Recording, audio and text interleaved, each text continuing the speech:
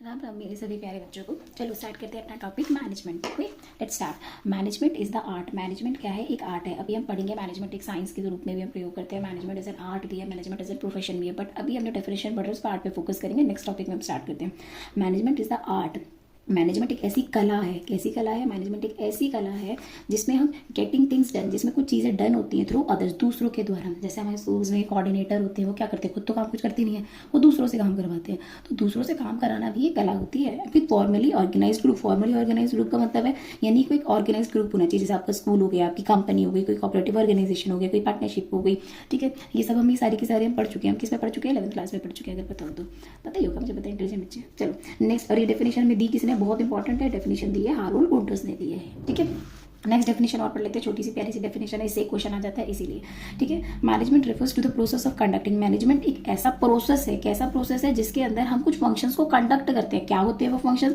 Planning, organizing, staffing, directing and controlling, जिसके to get the work done, जिससे हमारा काम क्या होता है? कंप्लीट होता है। क्या काम कंप्लीट होता है और किस मैनर में कंप्लीट होता है? एफिशिएंट मैनर में, इफेक्टिव मैनर में। Most most most important question यहाँ से आएगा आपके पास। इससे आए ना आए उसका पता नहीं है, लेकिन इससे क्वेश्चन 101% आएगा। ओके, क्योंकि दोनों में डिफरेंस आ जाते हैं। ठीक है, नेक्स्ट स्टार्ट करते हैं हम। इफेक्टिवनेस एंड एफिशिएंसी का मतलब क्या होता है? इफेक्टिवनेस का मतलब है completing job on time, with in time limit में मेरा काम कंप्लीट होना चाहिए। टी फॉर इफेक्टिवनेस और टी फॉर टाइम।